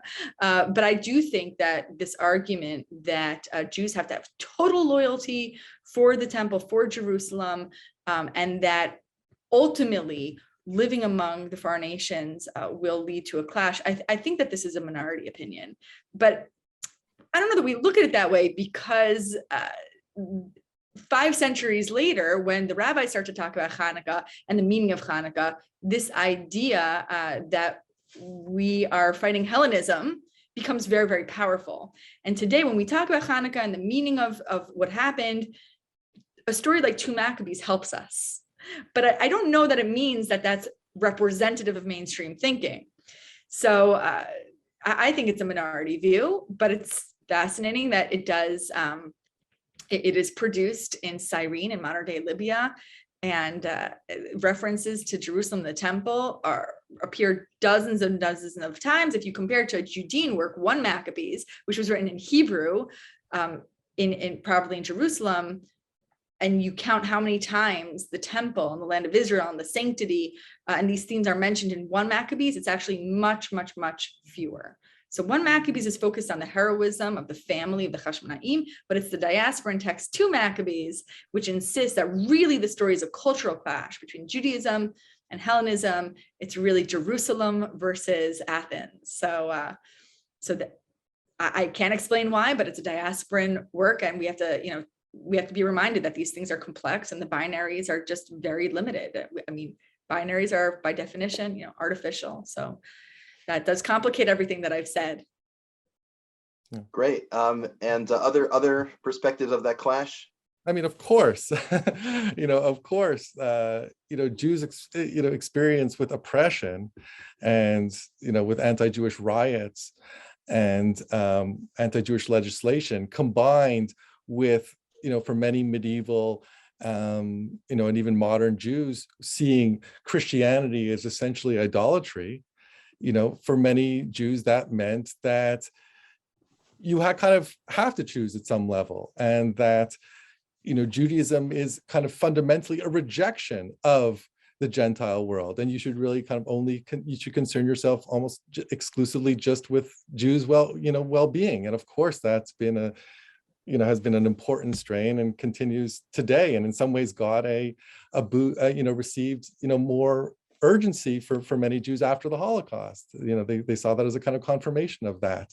On the other side, you have Jews who were very sensitive to the charge of, as you mentioned, of dual loyalty, and kind of accepted what the anti-Semites had said and said, you're right, there is this kind of inevitable contradiction between Judaism and between loyalty to the states, and Judaism is the problem, and we have to abandon Judaism, and we have to, it's that they can't be put together. So yes, of course, you have both sides of the question. Great, thank you. Rabbi Silber, do you want to weigh in on this question generally? Just briefly, I would say that, look, there's no question that a fully religious outlook on the world, whether it's, let's say, Judaism, there will be points of conflict or points of disagreement between that approach to the world and a secular government, as good as it may be, as humane as it may be, there will obviously be points of tension, points of conflict. And the charge of dual loyalty, I'm always suspicious of the charge. Let me ask you, how many charges of dual loyalty have been leveled against the Christians in this country? And there are some serious, something like abortion, which to me is purely, I mean, you can argue all sides of it. You can argue that life begins at conception. You can argue life begins only after birth. You can argue 10 different arguments. You can't prove any of them. To me, it's purely arbitrary. So the idea of pushing the agenda to prevent abortions from very early on in the pregnancy, to me, how does that accord with a secular government? Answer, it doesn't actually accord with it at all. I don't think people have accused Christians who are anti-abortion, strong advocates of anti-abortion, having dual loyalty, because people have different opinions, and no two people think alike about all things. But fundamentally, there's a belief that these people are good citizens. They are constructive people within the state. So to me, the charge against dual loyalty against the Jews is often coming from a fundamental distrust of Jews, that by their very nature, they have loyalty, they're disloyal, wherever it's coming from. You know, the traitors betrayed us, killed our God, whatever it is. So I'm very suspicious of the charge. Having said that, as I mentioned before, and others have mentioned as well, that, you know, I think we have to be aware of the reality in which we live, and no two countries are the same, and no two situations are the same. And we certainly have to be wary of that. And yes, we are told to be good citizens and to be constructive citizens. And for the most part, I think we have been, we, the Jewish people in general.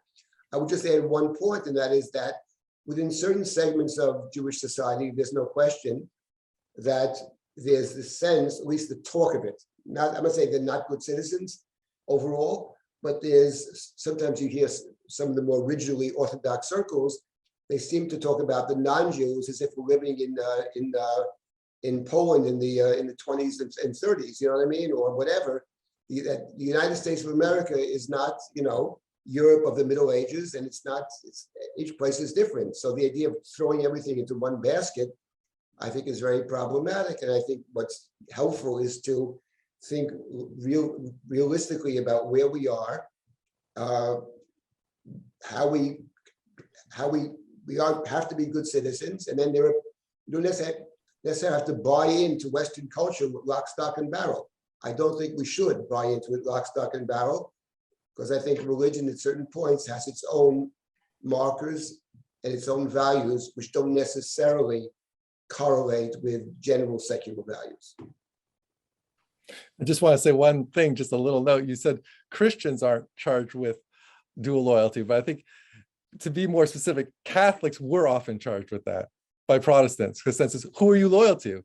The president or the Pope, right? That actually supports my point. Right. Protestants are prejudiced against the Catholics. We didn't trust the Catholics. The point is coming from a place of distrust on one reason or another, for sure. Yeah. Okay, great. A lot of interesting perspectives on that question. We'll move now to a couple of questions from the audience. And again, feel free to continue sending them in. This is from Ruth Shane, and I'll present the question like this. Question: what's the function of galut, and also what's sort of its time frame? Is it meant to be a temporary state, and you know, sort of an aberration, something to be corrected, or is it really the next stage in the evolution of the Jewish mission? Let's say that started, you know, was posed to Avram by God, and that ties into some of the questions before. You know, the question of how much is there a mission here? How should you value that role? But specifically, the question of is different views on, is galut meant to be temporary, or sort of, you know, and is it an aberration, or is it something that's really supposed to happen, part of the plan? And I'll connect that to another question someone asked, which is, if it is connected to the plan, why is there no explicit statement to that effect in the Torah? It doesn't sound like that, certainly.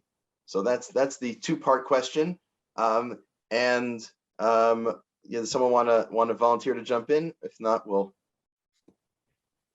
Well, the Torah does speak about returning.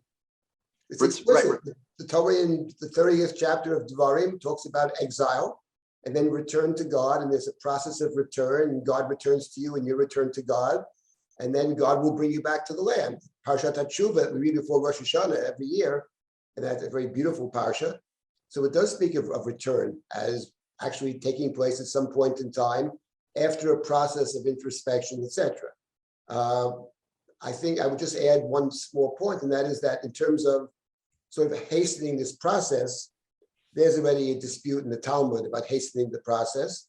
And in our more recent times, disputes between, and it's much more complicated in terms of Zionism, in terms of some of the thinkers in the Orthodox, and not only the Orthodox world, but in the Orthodox world, it took the form of waiting for God to make this happen.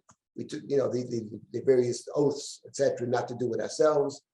Are they still in place or not? So I think that there's been disagreements about, again, hastening to what degree people can be constructive in terms of history. I think that's a dispute.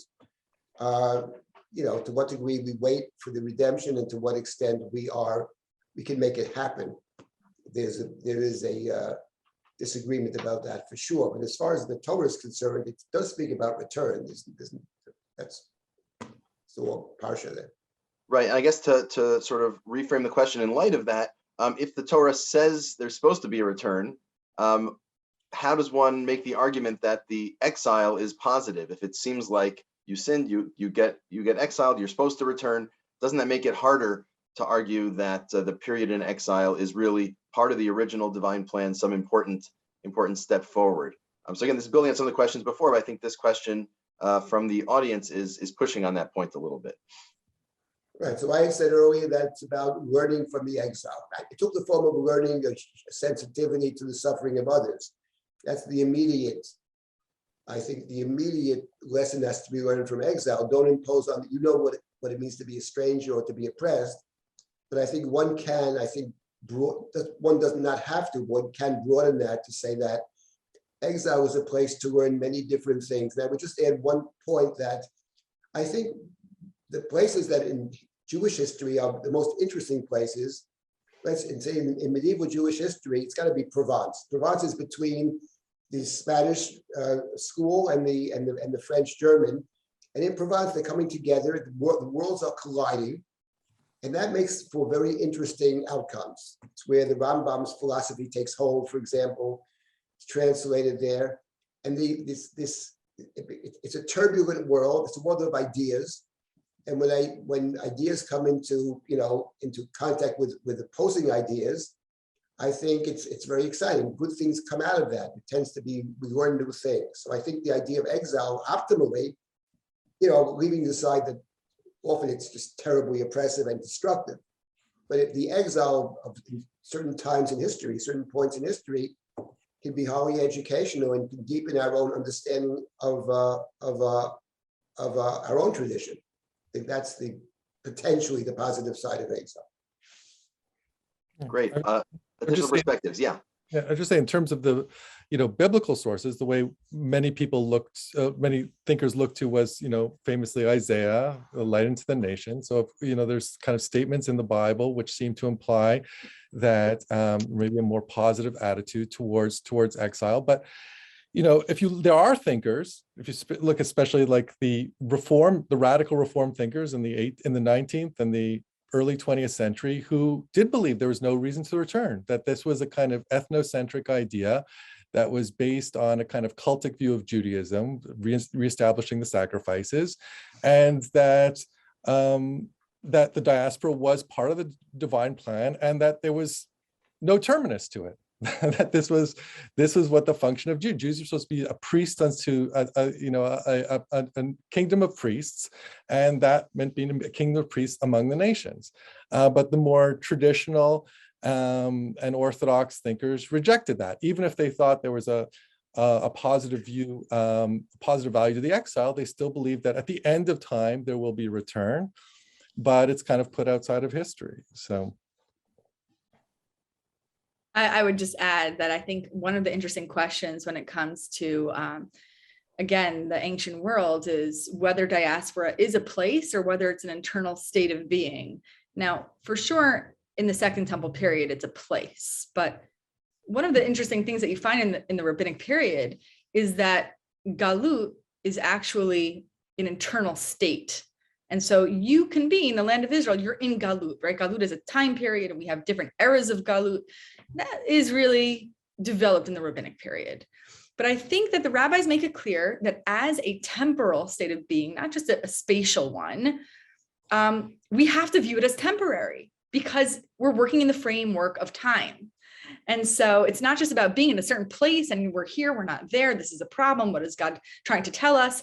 But as people living in a continuum of time, we are awaiting the redemption from this state of being. Now, of course, there are Jews throughout, the past 2 millennia who reject the idea that diaspora is a negative place, but it's interesting to think about what the rabbis were trying to tell us by transforming it into a state of being.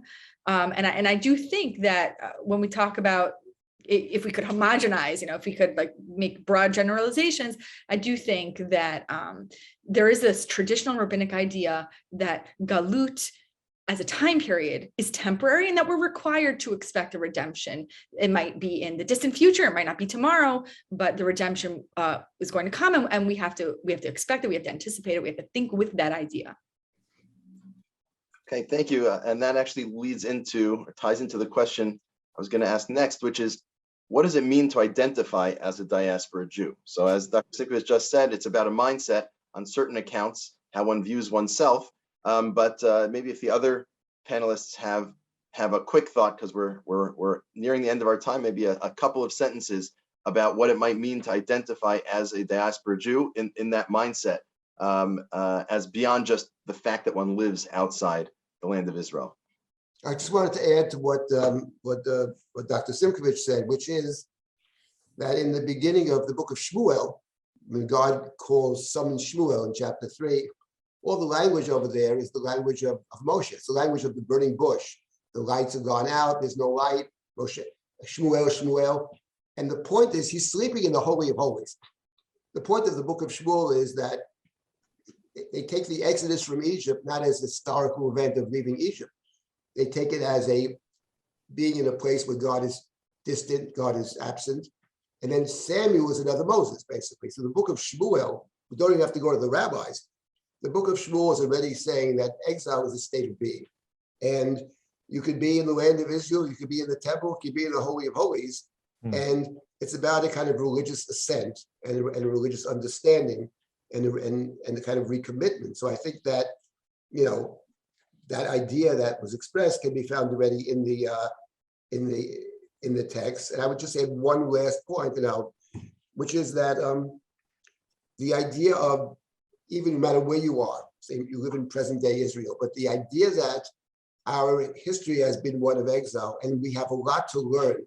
The formative texts, the formative teachings, formative music, all takes place in exile. It takes place in exile for any number of reasons, including suffering. Often out of suffering comes very profound thought, very profound expression, and that we are all connected, and we should be connected to this past, and we shouldn't reject the past. I think one of the mistakes of the early Zionists was to try to obliterate the past. And I think that in present day Israel of the last several years, there's an attempt to reconnect to the past, which I think is very positive. So again, I think that one can see exile, but it's a reality, it's been a reality, but I also think it becomes an idea, and to analyze,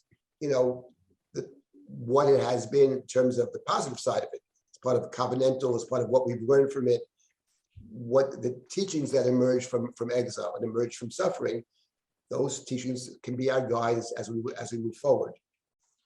Great. Dr. Gottlieb, do you have one sentence on what it means to identify as a diaspora Jew? I don't know if I have one sentence about that. I had a kind of very interesting text chain about the situation in Ukraine with a couple of friends. And the question was, well, how does Israel relating to the situation in Ukraine? And one of the friends was really outraged that Israel isn't supporting Ukraine more strongly. And another friend thought, well, it's very easy to criticize Israel from Hawaii. It's very easy to criticize Israel when you're not having your rockets fall on you.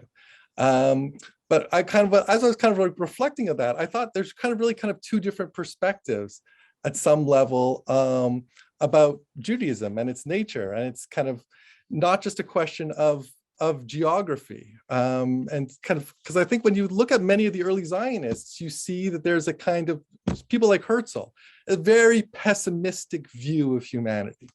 They basically see the world as a place of a kind of Hobbesian war of all against all. It's just a place of danger. And Jews are, unless Jews can protect themselves, they're doomed. And you have to have a place for Jews to a homeland, a nation state.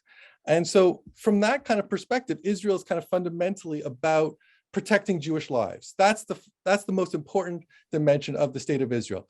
Not to say humanitarian concerns are not important, but that they take clearly a kind of second place. And I think that was kind of more my friend who was responding. But for many diaspora Jews, they see Judaism as very different. They see it as a kind of fundamental task, a humanitarian task to humanity, as an ethical imperative. And of course, saving Jewish lives is part of that. But for many diaspora Jews, it's not automatic that Jewish lives always take priority over, the lives of other peoples. And it's a kind of a question, and you have to sometimes weigh this. And I think there's kind of two very different perspectives on Judaism and Jewish life. Okay, I wanted to thank all of our panelists for their presentations and discussion on this topic. I think we all learned a lot about the theme of diaspora in Jewish thought, different perspectives on it, its relation to the Megillah, its relation to Purim. And thank you all for joining us. Everyone's, of course, invited to join all our other Drisha classes. And I wanted to end by wishing everyone a very happy Purim, whether you're celebrating in Israel or in the diaspora. Thank you all.